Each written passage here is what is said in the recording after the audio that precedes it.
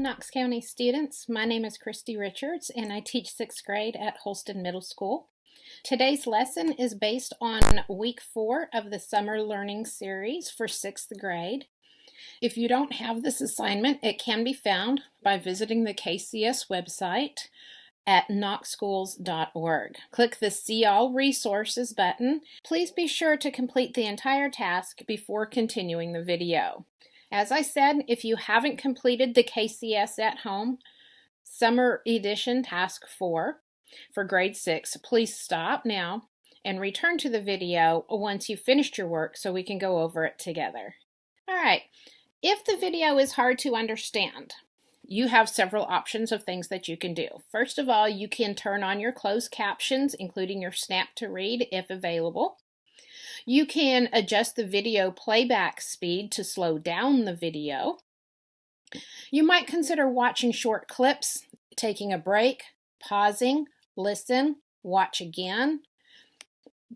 Or you can ask someone in your house to watch the video with you. Stopping frequently, talk to your partner about what you've heard, what you do understand, what you need clarification on. All of those are good things to do. In addition, you will see some language icons as we go through. These will help you know what task you should be doing at that time. The first one will be reading. We will do some reading together. So you may see this icon. The one you'll see the most is the writing icon. This is a writing assignment, and so we will do some writing activities together. We will not have a chance really for you to stop and speak unless you stop the video and discuss this with a partner. If you and either a friend or parent or someone in your house want to do the activity together. Finally, we will have some times where you will listen and for instructions or listen to some reading, and then we'll continue working from that point. All right, so through the past several weeks, we have been talking about arguments. We're going to be looking at an argumentative letter. So let's just quickly review for just a moment. What is an argument? And we don't mean having a fight with your brother or sister, although sometimes that's what arguments turn into. But an argument in literary terms is a claim or an appeal to another person to agree with your own opinion or belief using logic or emotions. In other words, you've got to have evidence to support your answer. Logic is reasons or explanations with evidence that supports your argument. Emotions, you guessed it, reasons or explanations that appeal to the listener's emotions or feelings. They don't always have evidence to support the argument since you're appealing to their feelings and emotions. If you need some further assistance before we go on with this lesson, you might want to go to YouTube and watch a short video called The Parts of an Argument by Katie Hilker. I have the link on the screen that you can go to. It's just a short, about 4.5-minute video. It goes over all the different parts of an argumentative essay and argumentative letter, just to review that before you move on. All right, so what are our learning targets today? Today we are going to be looking at a model argumentative letter. We're going to be analyzing it to explore rhetorical appeals used in argumentative writing. In other words, how we make those supporting arguments. We're going to read closely to identify the claim. So what is it that we're wanting to argue about? What the reasons and evidence that we have and how they support the author's purpose. Of course, in an argumentative letter, author's purpose is going to be to convince you to do something or believe something. And then we're going to generate our own ideas and apply an organizational pattern to write an argumentative paragraph that supports a claim with reason and evidence. And we're going to talk about those reasons and evidences as we go through. Now, I don't know about you. I really like it when I can have something I believe in and I'm going to convince somebody else to do that. So I want you to stop and think for just a moment about times in the past when you've tried to what are some times that you've tried to convince someone to do something? And were you successful? Now, I don't know about you, I don't win every argument, but it sure is nice to know that I win some of them and to know how to win some of them. I want you to stop, pause the video for just a moment, and fill in your chart. At least 3 or 4 examples of times that you tried to be persuasive and what the outcome was. Did you win? Did you get your way, or did you not? All right, continuing on, welcome back. Here's some examples for me. Times that I was persuasive. Well, I wanted a new puppy. You know, I love animals, and I really, really wanted a dog. And you know what? I got one. Another times that I tried to be persuasive was when I wanted to go to Disneyland. And you know what? I didn't get to go. My dad said it was too expensive and there was just no way we could afford to go. I didn't win that argument. I think if I had better reasons and explanations and examples, I may have had a chance to win that one, but I didn't know how to get around my dad saying it was too expensive. All right, another time that I was tried to be persuasive was that I wanted healthier options in the school cafeteria. We can only eat so much school pizza, right? So I got a lot of friends together at school, and we all signed a petition, and eventually we got a salad bar so we could have healthier options to eat for lunch at school. Take just a moment and maybe share with a friend or someone at home about times that you tried to be persuasive.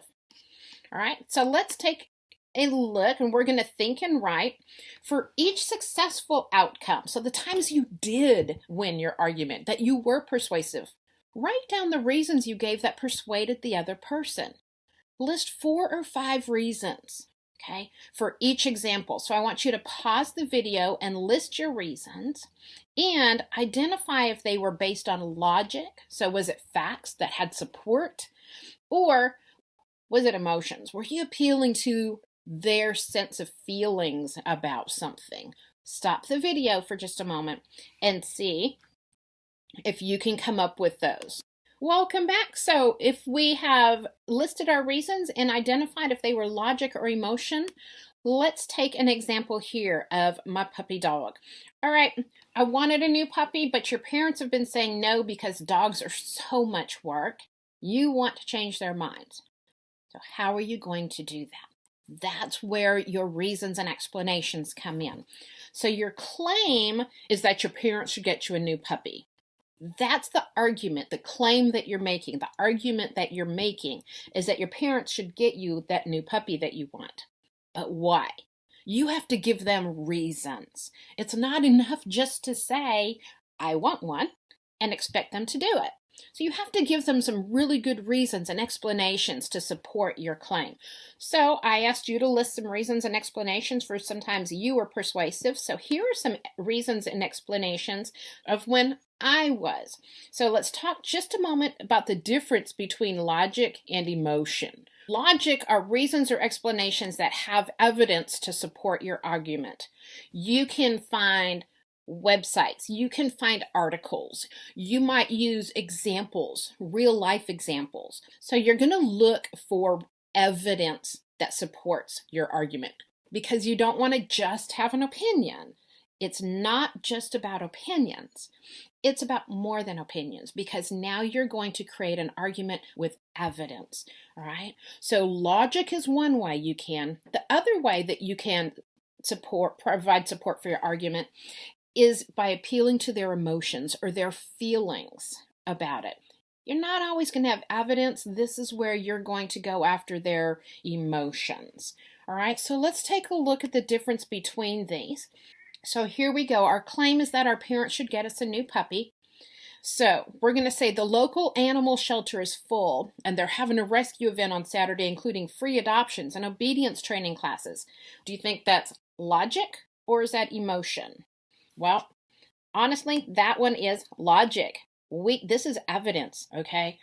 They're full, they're announcing it out that they're full. They're giving an information about a rescue event on Saturday, free adoptions, free obedience training classes. This is all logical explanations because these are reasons that have evidence.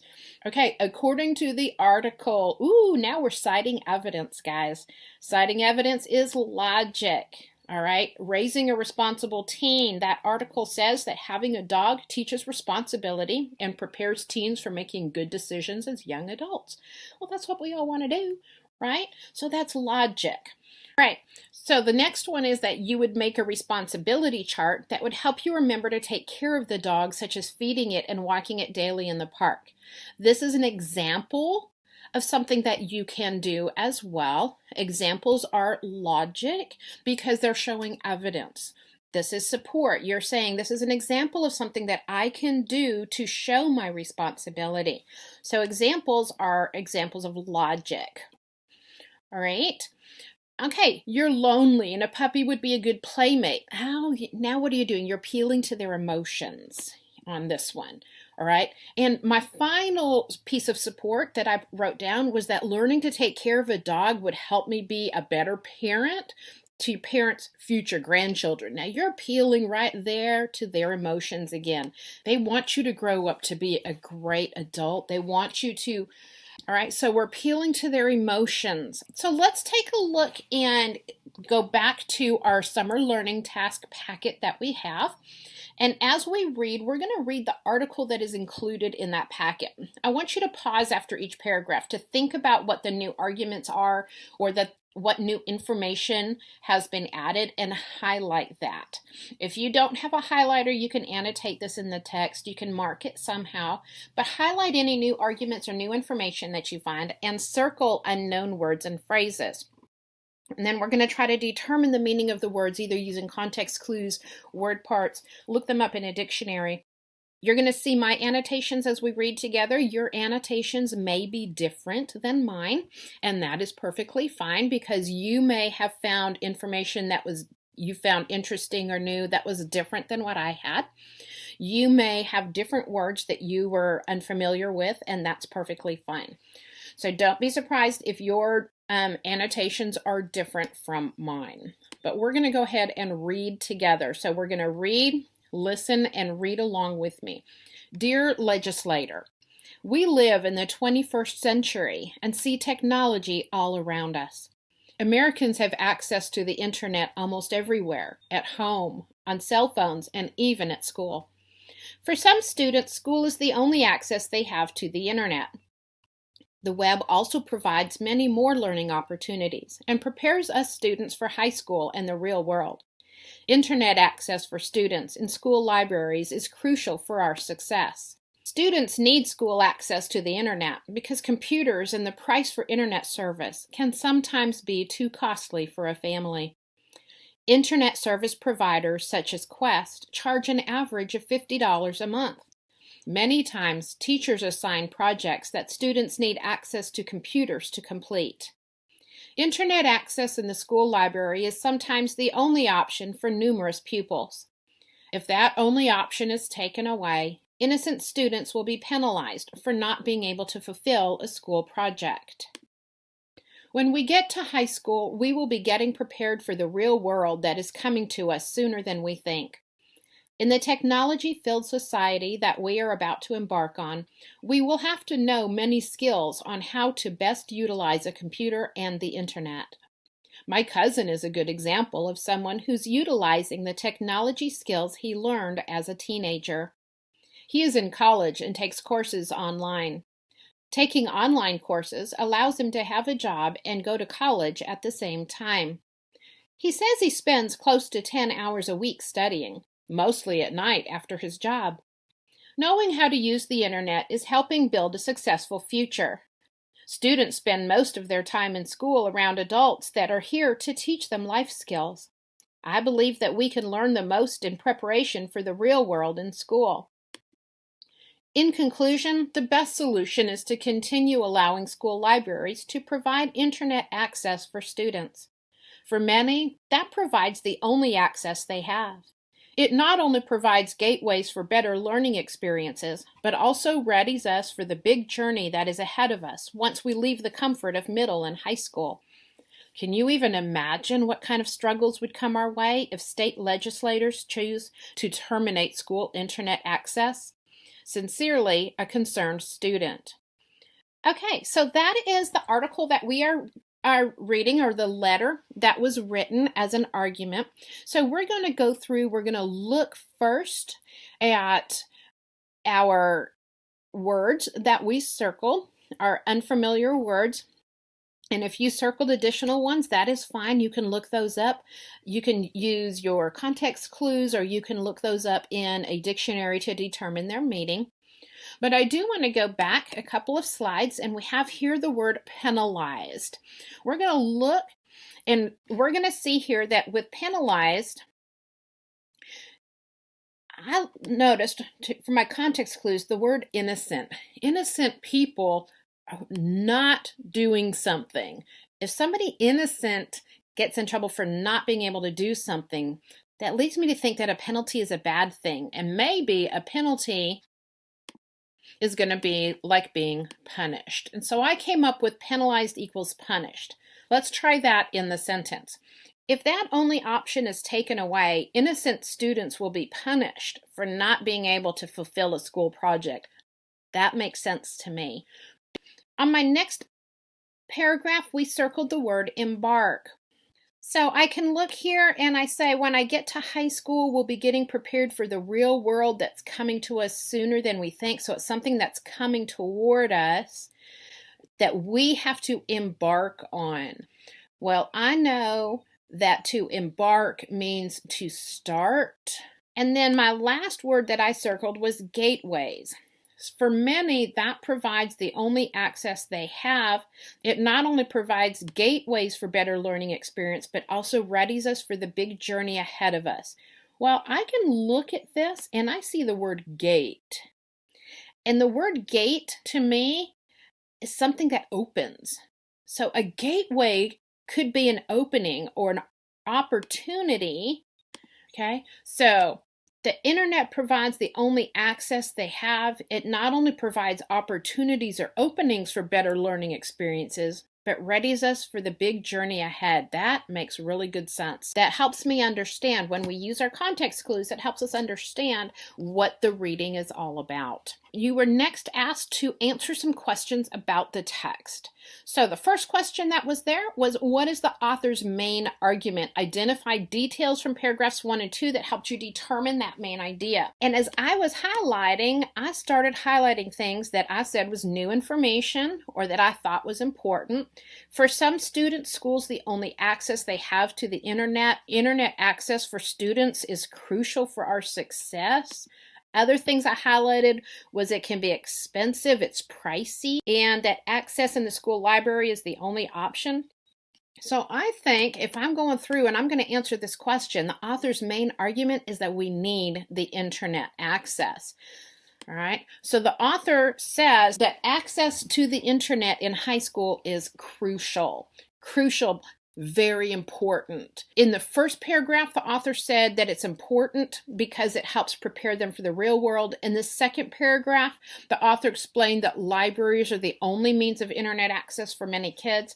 We know that crucial means important. All right, paragraph 2, what does it say about students having access to the internet from home instead of school? If you looked at paragraph 2, it says that internet access at home can be expensive. Okay, and not everybody can afford it. Using evidence from the text, though, this is so important. Okay, that means that you have to cite the author, or the question requires you to go back into the text to get your responses. Paragraph 3 right here said that real world is where they're talking to real world. So we're going to look in paragraph 3. Okay. Allows online courses to have a job and go to college at the same time. It's coming sooner than we think. We have to have many skills on how best to use the computer and the internet. So the real world, okay, it's technology led. We need the internet and computer skills to build a successful future. We need school. We need learning to build a successful future. We need the internet and computer skills to build our successful future. That's how they're the same. They're similar. All right, the last question says, how does the author use paragraphs 3 and 4 to develop and strengthen the argument? Again, using evidence from the text in your response. Think about what he says. What does the author say in paragraphs 3 and 4? All of a sudden here, my cousin is a good example. They're going into real life examples. The author uses paragraph 3 and 4, okay, by going into a real world example using their cousin's experience. Strengthens the argument by showing how it relates in the real world. This is not an opinion. This is truth. This is actually happening. So this strengthens the argument by showing that cutting off the internet access would have consequences for students outside of high school, not just in high school. Okay, so what is the author's purpose in writing this letter? We want to focus on the main purposes in writing we know are to entertain, to inform, to describe, or to persuade. Well, we have claims. We have looked at what the author is trying to do here, and we've determined that the author's purpose is to persuade or convince the legislators that internet access is important for students. We have a lot of support in this letter for that, and so we know that we would say the author's purpose here is to persuade or to convince the legislators to act accordingly. All right, the author's tone. When we think about tone, we're looking at their attitude. Tone can change quickly, and it's expressed through the syntax, through the point of view, for diction, and how formal the writing is, whether it is conversational or whether it is more formal than that. So I want you to go back to the letter and mark the text for formal style, because this is pretty formal. This is not chatty between two friends. This is a formally written letter from a student to a legislator. And then we're going to annotate the text to see if we can identify the author's tone or the author's attitude in writing. So now we get to the crux of the lesson, which is to work on creating a new paragraph. So I want you to stop the video for just a moment, write down 3 or 4 ideas of what you might put into a new paragraph. What's another reason for needing internet access in school? Keep in mind what your claim is. Your claim is that internet access being kept in school libraries is crucial for student learning. So why? So pause the video, write down 3 or 4 ideas of your own, and then come back to the video. In the meantime, I'm going to come up with a few ideas myself. Okay, so welcome back. And we are going to take a look with some ideas that I came up with. So my ideas, when I came up with some ideas, are that using the World Wide Web for research and learning, all right, we can work at school or home. That teachers can direct students to specific sites. So teachers can help students learn how to use the internet very carefully.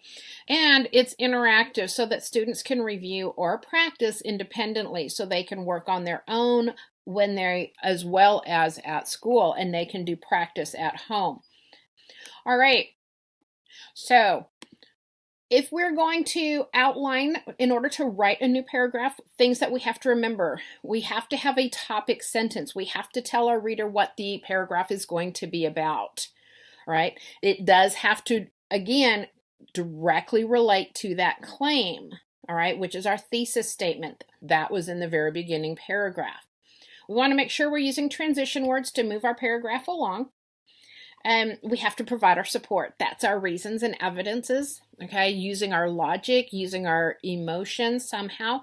We have to have that supporting information, what facts and details are the most important, and where are we getting that evidence from?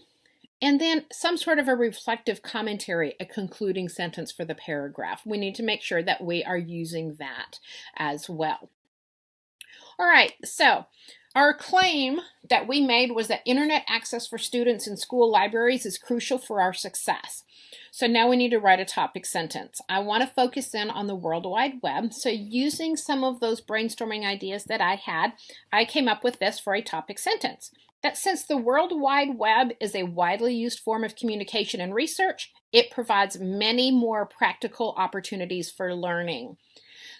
There is so much information out there. We can gather so much evidence from so many different sources. So that's a great practical opportunity for learning. So we're going to use that as our topic sentence. And then we're going to add in some of that other information that I had from my brainstorming session here. We're going to add some of this in as our support. So let's see here. All right, so I want you to think, using some of that information on this slide, can you come up with 2 or 3 sentences? That would be support sentences. Keep in mind, examples, evidence, using logic, using emotions. How could you come up with a couple of example sentences? All right, I came up with having that privilege at school makes the jobs of teachers and students so much easier. Do you think that's logic? Is that emotion, or is that an example? All right, I said that is emotions. It's a privilege, and we like things that are easier. We want to make our lives easier, don't we? All right, then the next one I wrote was students have the luxury of doing research at school or maybe typing up a paper. That's logic. Okay, that's an example, a way that we can use it. Teachers can send students to certain sites that teach lessons interactively or that can help better explain a lesson. Again, that is logic because that is a practical application of something that we can do. And then the math teachers at our school encourage students who want more practice to go to the internet to practice. Well, this is applying to something that we actually do. So that makes that an example. So now I have all of the support. I still need a concluding sentence. So my reflective commentary could be, hey, this is a win-win situation. We all win with this one. Students win, teachers win, we all grow. And so this is a win-win situation. I also want to make sure that I remember to throw in some of those transition words to move my paragraph along. Don't forget, transition words are things like also, first, second, lastly, next, finally, in conclusion, words that help us move through the paragraph. All right, so if I take all of that together and I take that topic sentence we came up with, along with my support and my reflective commentary, and throw in a couple transition words, it might kind of look like this. All right, put it together as a paragraph. Since the World Wide Web is a widely used form of communication and research, it provides many more practical opportunities for learning. Having that privilege at school makes the jobs of teachers and students so much easier. Students have the luxury of doing research at school or maybe typing up a paper. Teachers can also send students to certain sites that can teach lessons interactively or that can help better explain a lesson. The math teachers at our school encourage students who want more practice to go to the internet to practice. This is a win-win situation. Notice my conclusion sentence. Notice my topic sentence for this paragraph, okay? Ties into that thesis, okay? Notice a transition word. We want to make sure that we have those all included. All right, so check for understanding. Things did we remember to do? Did we provide a clear claim or thesis? Remember, that's the claim from the original letter. That's not just this paragraph. Did we put one in there? Absolutely, we did. All right. Do we have a topic sentence that relates to the claim? That's my new paragraph that we wrote, and we said our topic sentence was about the World Wide Web. Did we have reasons and evidence? Yes, that appealed both logic and examples. Did we maintain a formal style? Yes, we continued that tone going through, a little bit formal. Again, it's not chit-chatty. It's not just having a conversation with our friends. This is a argument that we are having. This is a formal letter. So we want to make sure that we have done those things. We want to go back and reflect on our entire essay or our entire letter. One thing I do want to point out to you, an editing point, if you've added a paragraph, you need to make sure that you input that topic into your thesis statement. Make sure it all connects together. Make sure it's mentioned somewhere else in your opening paragraph as well. So now we have come to the end of our model paragraph. So I want you to extend your learning by writing one of your own. This is what I want you to do. Create a poster that advertises a favorite food or sport. Now, write an argumentative letter to your parents or guardians or someone at home that persuades them to take you to a game or out to eat. See if you can put the entire letter together on your own. Don't forget your reasons and explanations for support. All right, girls and guys, that is it for task 4 for this week. I've enjoyed being here with you, and I hope that you all have enjoyed your summer lessons here on the KCS at home. Thank you.